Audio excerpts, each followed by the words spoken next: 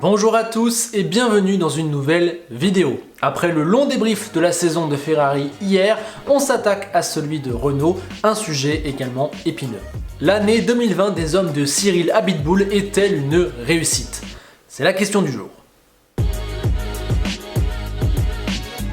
On commence avec les attentes et je vous affiche le tableau. On peut voir que très clairement on voulait que Renault redevienne la meilleure des autres. Il fallait prendre cette 4e place du général, qui est devenue la 3e après les déboires de Ferrari, mais surtout retrouver de la confiance. L'arrivée de Ricciardo en 2019 n'avait pas donné le résultat escompté et l'écurie avait fait un petit pas en arrière. Il fallait oublier cela, il fallait être la meilleure écurie du midfield et reprendre la marche en avant vers les sommets.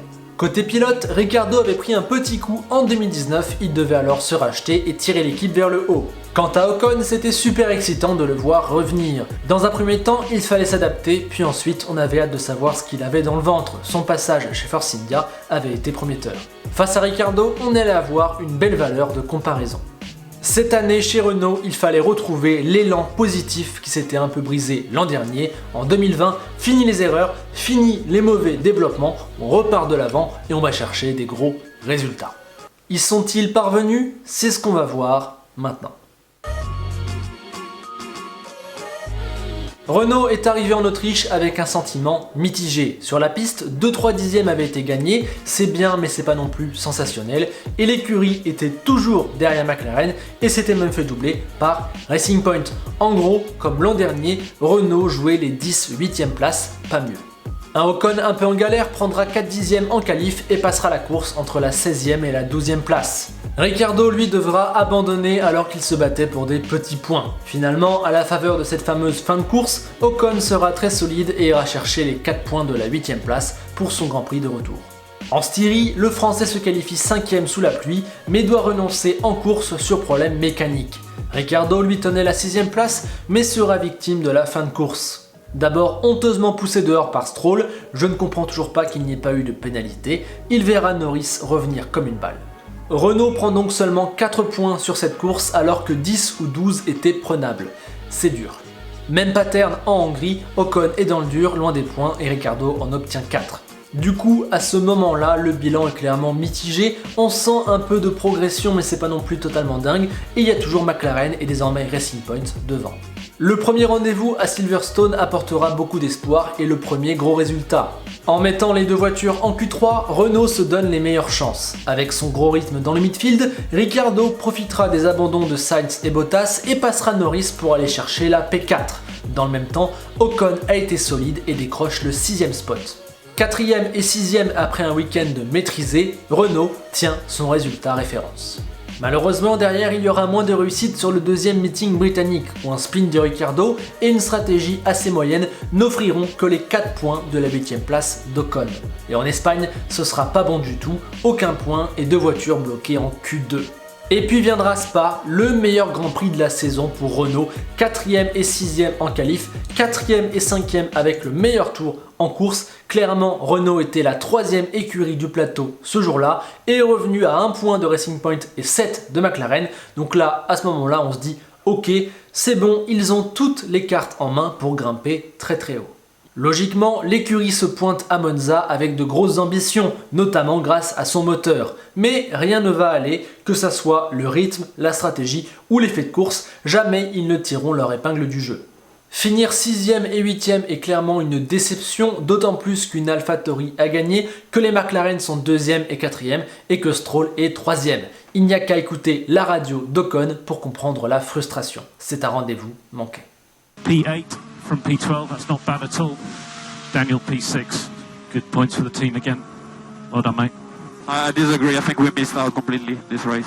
There was a massive Okay, just hold it opportunity. on the radio, please. Hold it on the radio. We'll talk about it in the office. Thank you. No, we have to face. Please, what's do the not reality. talk Esteban, on this the is not radio. the place.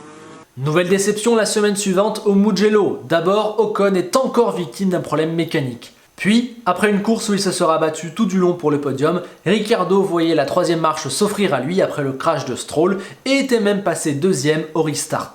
Mais la Mercedes a repris son bien et Albon est venu cueillir son premier podium en carrière. Toujours pas. Renault tourne vraiment autour de ce podium qui lui ferait vraiment du bien et on sent aussi plus de constance, plus de régularité à l'image de la Russie où ils font 5e et 7e malgré une mauvaise stratégie. Et puis enfin, porté par un Ricciardo de gala, Renault va y arriver. En Allemagne, l'abandon de Bottas ouvre une porte. Après sa course très solide, Ricciardo l'a saisi fermement, profitant également d'un pit stop mal senti du côté de Pérez. Si Ocon a encore dû abandonner sur problème mécanique, Renault savoure ce résultat qui vient récompenser le travail et le progrès effectué depuis le début de l'année. Cette saison, ça va clairement mieux dans le sillage d'un super Ricciardo qui va obliger son patron à se faire tatouer. Ce petit running gag a clairement bien aidé Renault cette saison. Après une course moins bonne à Portimao, où les Renault seront tout de même 8e et 9e, vient Imola, où Ricciardo est toujours en feu. 5e en qualif, il passe Gasly au départ et sera meilleur des autres tout du long. À la fin, l'abandon de Verstappen et le nouvel arrêt mal senti de Racing Point lui offrira son 2e podium avec l'écurie française. Un vrai bol d'air. Ah oui, et Ocon, eh bien, il a encore dû abandonner sur problème mécanique. Certes, il est derrière Ricciardo, mais là, ça commence à faire beaucoup. Toujours est-il qu'au soir d'Imola, Renault compte un point d'avance sur McLaren et Racing Point et ça sent plutôt bon. Malheureusement, cela va retomber car les 4 dernières courses ne seront pas géniales. 10e et 11e en Turquie, les Renault peuvent regretter ce premier virage où l'incident de course avec Hamilton leur aura coûté très cher car ils étaient super bien placés. À Bahreïn, l'écurie sera un peu décrochée et ne prendra que 8 points. À Sakir, il y aura beaucoup de satisfaction avec le premier podium en carrière d'Ocon qui vient lui redonner le sourire après une année compliquée pour plusieurs raisons. Ricciardo termine 5e, c'est donc un super résultat d'ensemble, le meilleur de la saison, mais en même temps, Racing Point a fait 1er et 3e, donc voilà, c'est un peu contrasté. Enfin, il y aura Abu Dhabi où Ricciardo profitera d'un coup tactique pour prendre la P7 et où Ocon ira chercher la P9 dans le dernier tour. Pas mal, mais trop loin de McLaren. Renault termine donc 5e du constructeur à 14 points de Racing Point et 21 de McLaren. Dommage, il a manqué pas grand chose. Dernier point sur la saison de Renault, l'écurie changera de nom l'an prochain pour s'appeler Alpine. Un choix marketing stratégique qui devrait augurer quelques changements internes mais pas de révolution. Du coup, quel est le bilan de cette année 2020 ? Si on reprend le tableau de départ, eh bien c'est plutôt mitigé. Renault est 5e, donc comptablement ça va. Mais dans le détail, on s'aperçoit que l'écurie a encore été devancée par McLaren et s'est fait doubler par Racing Point. Certes, les écarts sont minimes, mais tout de même, ce n'était pas ça l'objectif. En plus, Renault doit sa 5e place au déclin de Ferrari. Sans ça, ça aurait été la 6e, ce qui aurait représenté un réel échec. Nous voilà donc dans une situation compliquée. Au niveau du classement, Renault n'a ni surpris ni déçu, ils sont au même niveau, toujours derrière McLaren, c'est juste que cette fois Racing Point est passé devant et Ferrari est passé derrière, c'est donc ni bien ni mauvais. Et sur la piste, c'est également contrasté, on a clairement vu de l'amélioration, du progrès, 2020 est meilleur que 2019, mais en même temps, est-ce assez ? Est-ce qu'on peut se satisfaire de ce qu'on a vu cette saison chez Renault ? Dans ce midfield extrêmement costaud, l'écurie française a tenu son rang, mais tombe logiquement un peu juste, c'était pas ce qui a été recherché il y a 1 ou 2 ans, voire même il y a 6 mois. Pour autant, on se dit qu'avec plus de chance et une meilleure optimisation des performances, Renault aurait très bien pu finir 3e, et donc qu'à quelques petits points près, la saison serait passée de moyen plus à excellent. Donc voilà, je suis dans cet entre-deux, il y a clairement de l'amélioration, mais en même temps on se demande si c'est assez, et on a le sentiment que c'est pas non plus top, qu'il y a mieux à faire. Dur de tirer un bilan précis, on a juste envie de dire que c'est cool que Renault soit reparti de l'avant, ça c'était primordial et ils l'ont fait, mais maintenant on attendra l'an prochain pour une nouvelle confirmation. La saison de Renault vaudra un B, on l'a dit, il y a du mieux clairement, mais c'est pas encore le summum, il y avait moyen de gratter plus. Du coup, je trouve que cette note intermédiaire leur va bien.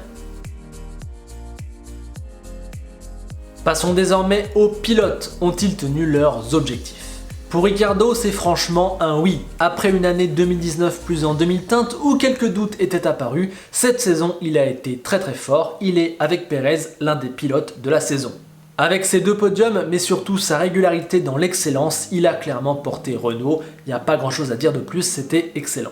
Le bilan est plus mitigé pour Ocon. D'un côté, il a des arguments qui parlent en sa faveur. Il revenait d'une année de pause, il a quand même signé de beaux résultats, en témoigne Spa, la qualif en Styrie, Silverstone, le Portugal, et il a surtout eu énormément de malchance.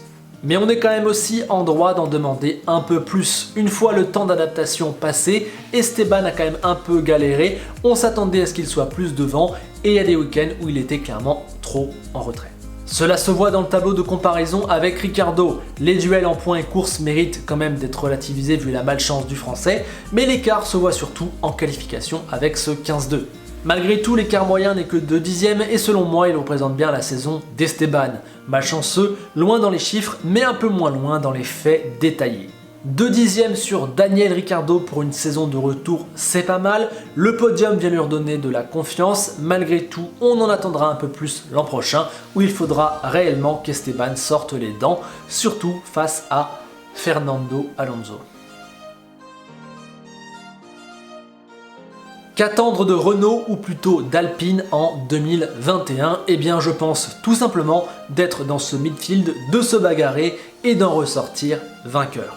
La bataille avec McLaren, Racing Point, Ferrari et AlphaTauri sera extrêmement serrée, mais Renault n'a pas le choix. Si elle veut coller à ses objectifs, il faut progresser, aller plus haut et donc sortir vainqueur de ce gros lot d'écuries.